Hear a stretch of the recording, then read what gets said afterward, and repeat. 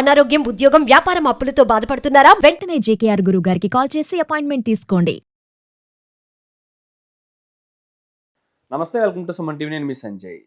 జయశంకర్ భూపాలపల్లిలో దారుణం చోటు చేసుకుంది. 20 రోజుల క్రితం అదృశ్యమైన 22 ఏళ్ల యువతి 20 రోజుల తర్వాత శవమే కనిపించడం జరిగింది. అసలు ఈ కేసు వెనుక ఉన్న రహస్యాలు ఏంటి, అసలు ఈ కేసులో ఏం జరిగింది అనే విషయాలపై చర్చించడానికి ఈరోజు మనతో పాటు ఉన్నారు తెలంగాణ హైకోర్టు అడ్వకేట్ వెంకట శెట్టి గారు. సార్తో మాట్లాడి కొన్ని విషయాలు తెలుసుకుందాం. నమస్తే సార్. నమస్తే సార్. ఎలా ఉన్నారు సార్? బాగున్నాను సార్, మీరు ఎలా ఉన్నారు? బాగున్నాను సార్, లాంగ్ బ్యాక్. సార్, మీరు చూశారు కదా, జయశంకర్ భూపాలపల్లి గ్రామంలో 22 ఏళ్ల యువతి 20 రోజుల క్రితం అదృశ్యమైంది. అయితే అదృశ్యమైన 20 రోజులకి శవమై కనిపించడం జరిగింది. అయితే దీని వెనుక క్షుద్ర పూజలు ఉన్నాయి. ఆమెను క్షుద్ర పూజలకే బలిచినట్టు తెలుస్తున్నట్టు చెప్తున్నారు. అసలు ఈ కేసులో పూర్తి వివరాలు ఏంటి sir? Sir, first of all మనం ఈ కేసు గురించి మాట్లాడుకుంటే, ఏదైతే భూపాలపల్లిలో జరిగిన ఇన్సిడెంట్లో గురించి మాట్లాడుకోవాలి అని అంటే, ప్రెసెంట్ ఏఐ టెక్నాలజీ అండ్ అదే కాకుండా రోబోటిక్ ప్రాసెస్ నడుస్తున్న ఈ టెక్నాలజీలో సో ఇట్లాంటి క్షుద్ర పూజలు ఇట్లాంటివి ఇంకా నమ్ముతున్నారా అనే క్వశ్చన్స్ ఇంకా రైజ్ అయిపోతూ ఉన్నాయి అనమాట.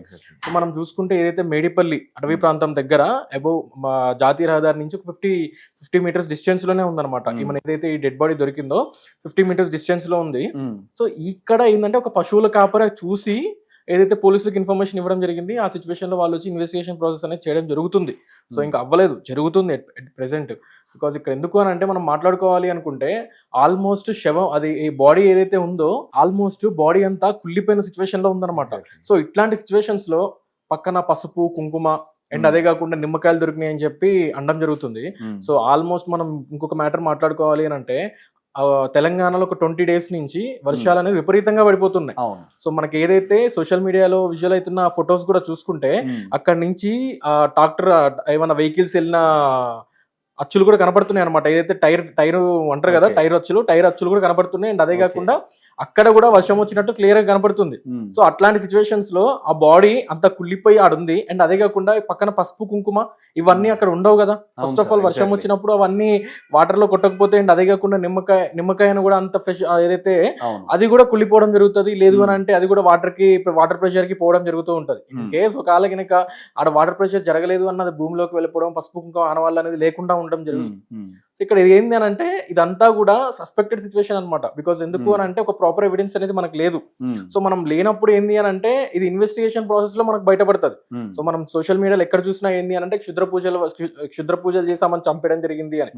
సో ఇన్ కేసు ఆమె గనక ఏదైతే మతిస్థిమితం కోల్పోయిన తర్వాత తీసుకొచ్చి ఏమైనా క్షుద్ర పూజలు చేశారా, అండ్ అదే కాకుండా మనకు అంటున్నారు చాలా మంది అక్కడ అమావాస్య టైంలో కామన్ అంట. సో మనం చూసుకుంటే డిఫరెంట్ టైప్ ఆఫ్ అమావాస్యలు మన హిందూ ట్రెడిషనల్ లో చూసుకుంటే ప్రతి అమావాస్యకి ఒకటి ఉంటది అనమాట, ఒక స్పెషలైజేషన్ ఉంటది. సో అట్లాంటి సిచ్యువేషన్ లో ఏమైనా చంపేశారా అని చెప్పేసి ఇవన్నీ ఆలోచించాలన్నమాట. బికాస్ ఎందుకు అని అంటే, వీళ్ళ పేరెంట్స్ కూడా ఏదైతే August 6th కంప్లైంట్ అనేది రైజ్ చేయడం జరిగింది పోలీస్ స్టేషన్ లో. ఆల్మోస్ట్ మంత్ ఎండ్ కి వచ్చినాం మనం. సో ఇప్పటి వరకు ఆమెని ఎక్కడికి పోయింది అనే క్లారిటీ లేదనమాట.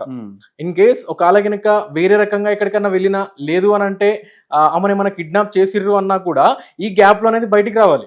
లేదు ఎవరినైనా నమ్మి బయటికి వెళ్ళి సూసైడ్ చేసుకుందా, లేదు అని అంటే నిజంగానే క్షుద్ర పూజలు చేసి చంపేశారా, ఇవన్నీ కూడా ఏదైతే ఇన్వెస్టిగేషన్ ప్రాసెస్ లో మనకు బయటపడుతుంది. అండ్ అంతేకాకుండా సార్, తలపై బలమైన గాయాలు ఉన్నట్టుగా చెప్తున్నారు.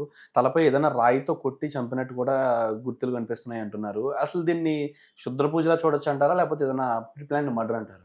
ఇక్కడ ఫ్రీ ప్లాన్ మర్డర్ అనడం కంటే, సో డిఫరెంట్ టైప్ ఆఫ్ కోణాల్లో మనం ఆలోచించాలి, డిఫరెంట్ టైప్ ఆఫ్ వేస్ లో మనం ఆలోచించాలి. బికాస్ ఎందుకు అని అంటే, నిజంగా ఎవరైనా రేప్ చేసి చంపేశారా, అండ్ అదే కాకుండా ఎవరినైనా నమ్మాము వెళ్ళిన తర్వాత వాడక్కడ ఏమైనా కొట్టి చంపేశాడా, లేదు అంటే నిజంగా క్షుద్ర పూజల.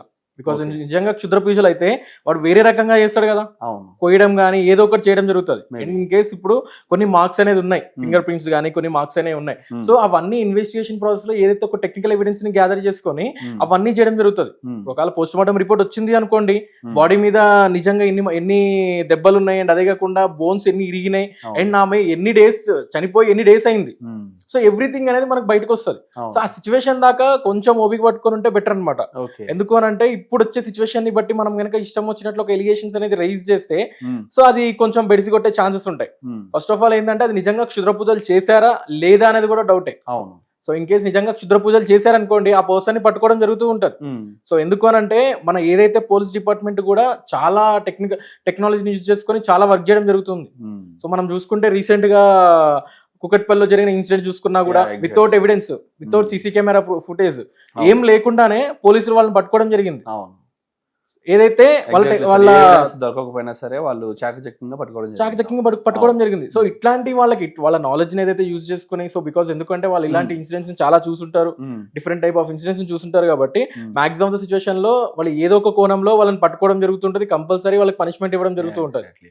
సార్ ఇప్పుడు చూసుకుంటే ఏ యోగం నడుస్తుంది, ఈ క్షుద్ర పూజలు, నరబలులు, చేతబడులు ఇంకా నడుస్తున్నాయి అంటారా? ఇలాంటివి ఇంకా నమ్ముతున్నారు జనాలు? సార్ ఇంకా చాలా మంది నమ్ముతూనే ఉన్నారు. చాలా మంది ట్రైబల్ ఏరియాస్ లో గానీ, లేదు అని అంటే కొన్ని బ్యాక్వర్డ్ ప్లేసెస్ ఉంటాయి కదా, అట్లాంటి ప్లేసెస్ లో క్షుద్ర పూజలు కానీ, లేదు అని అంటే ఏదైతే తాంత్రిక వైద్యాలు ఇవన్నీ అంటారు కదా, ఇంకా వాటిని నమ్ముతూనే ఉన్నారు. సో మనం నార్మల్ గా చూసుకుంటే ఇవాళ రేపు డైరెక్ట్ ఇన్స్టాగ్రామ్ లో ప్రమోషన్స్ చేస్తున్నారు, వశీకరణం చేయాలా, మళ్ళీ వశీకరణం చేయాలా, లేదు అని అంటే మీకు ఎవరినైనా చేతబడి చేయించాలా, వాళ్ళకంటే మీరు హైయెస్ట్ పొజిషన్ లోకి వెళ్ళాలా పూజలు చేసి అని చెప్పి డైరెక్ట్ గా ఇన్స్టాగ్రామ్ లో వచ్చి రీల్స్ చేస్తున్నారు. సో ఇక్కడ ఏంది అని అంటే నేను ఇవన్నీ ఉన్నాయి అని నేను చెప్పట్లేదు, ఇవన్నీ లేవు, బట్ ఏదో ఒక విధంగా వాళ్ళు పైసలు సంపాదించాలి కాబట్టి ఈజీ ఇన్కమ్ కి అలవాటు పడి జనాలు ఏదైతే మన హిందూ కల్చర్ లో చూసుకుంటే చాలా మంది జనాలు ఏదైతే ఈ పూజలని కానీ, లేదు అని అంటే డిఫరెంట్ టైప్ ఆఫ్ ఏదో ఒకటి కల్చర్ కి అలవాటు పడి ఈ పూజలు చేసుకుంటే నీకు ఇట్లుంటది అంట అనగానే నిజంగానే ఆ పూజలు చేసుకోవడం జరుగుతూ ఉంటది. సో వాళ్ళు ఏంది అని అంటే వీళ్ళ నమ్మకాలని క్యాచ్ చేసేసుకొని ఇట్లాంటి ఫ్రాడ్లెంట్ పర్సన్స్ అనేది పుడుతూనే ఉన్నారనమాట. బికాస్ ఎందుకు అని అంటే ఇప్పుడు నీకు నిజంగా వశీకరణం చేసుకునే కెపాసిటీ ఉంది, నిజంగా నీకు ఇన్కమ్ ఎర్న్ చేసే కెపాసిటీ ఉంది, వాడికంటే ఎక్కువ నీకు ఇన్కమ్ క్రియేట్ చేసే కెపాసిటీ నీకు ఉంది అనుకున్నప్పుడు నువ్వే క్రియేట్ చేసుకోవచ్చు కదా ఇన్కమ్. నువ్వు బయటకు వచ్చి ఈ వశీకరణ పూజలు అండ్ అదే కాకుండా తాంత్రిక వైద్యాలు అని చెప్పేసి ఆ పూజలు ఈ పూజలు అని చెప్పేసి పైసలు తీసుకోవడం ఎందుకు? అదేదో నువ్వే క్రియేట్ చేసుకొని నువ్వే ఇన్కమ్ జనరేట్ చేసుకోవచ్చు కదా. అంతే కదా, వశీకరణం అన్నారు. సో ఇప్పుడు నీకు తెలంగాణ సీఎం కావాలని ఉంది, సో అవసరమైతే అందరు ఎమ్మెల్యేలని వశీకరణం చేసేసుకొని నువ్వే సీఎం అవ్వచ్చు కదా. సో ఇప్పుడు ఇవన్నీ ఏంది అని అంటే పైసల కోసం. సో పైసల కోసం ఇవన్నీ చేస్తూ, సో ఇవన్నీ పైసల కోసం అనమాట. ఈజీ ఇన్కమ్ కి అలవాటు పడి ఏదైతే ఈ నమ్మకాలని క్యాచ్ చేసేసుకొని చాలా మంది ఇట్లా జీవితాన్ని సాగిస్తున్నారు అనమాట. ఈ నరబలులు వీటికి కూడా ఏమన్నా చట్టాలు ఉన్నాయా, వీటికి శిక్షలు ఉన్నాయా? లేకపోతే ఇక్కడ కేసు చూసుకుంటే ఒకరేమో నరబలి అంటున్నారు, ఒకరేమో ప్రీ ప్లాన్డ్ మర్డర్ అంటున్నారు.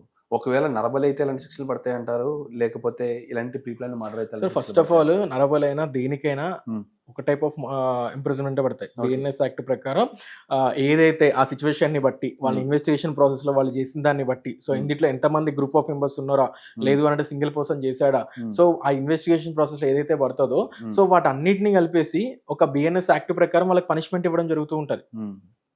అండ్ కేసులో కూడా డెప్త్ చూసుకొని అండ్ క్రూయల్టీ ఆఫ్ ఇక్కడ బేస్డ్ ఆన్ సిచ్యువేషన్ అనమాట. ఓకే, సో కొన్ని సిచ్యువేషన్స్ లో ఏంది అని అంటే కొన్ని సిచ్యువేషన్ ఆమెనే సూసైడ్ చేసుకుందేమో, అండ్ కొన్ని సిచ్యువేషన్స్ లో ఎవరైనా నిజంగా క్షుద్ర పూజలు చేసి చంపేశారా, ఇక్కడ ఏదైతే రాళ్ళు కొట్టి రాయి తగిలి ఏదైతే రాయిది దెబ్బ గట్టిగా తగిలింది అని అంటున్నారు కాబట్టి మాక్సిమం సిచ్యువేషన్ లో ఒకటి యాక్సిడెంటల్ కన్నా కష్టమే అనమాట. ఇన్ కేస్ మాక్సిమం సిచ్యువేషన్ లో మర్డరే కావచ్చు, పక్కన ఆధార్ కార్డు పెట్టి క్రియేట్ చేయొచ్చు, క్షుద్ర పూజల్లా క్రియేట్ చేసి ఉండొచ్చు. సో ఎట్లాంటి ఎవిడెన్స్ దొరకకుండా ఉందామని చెప్పేసి ఏమన్నా టెక్నాలజీని యూజ్ చేసుకొని చూసారు కదా చాలా మంది ఇప్పుడు యూట్యూబ్ లో సర్చ్ చేయడము, ఏఐలో సర్చ్ చేయడం జరుగుతుంది, ఎట్లా చంపాలి ఎట్లా చేయాలి ఇవన్నీ. కేసులో క్రూయల్టీని బట్టి శిక్షలు ఉంటాయి.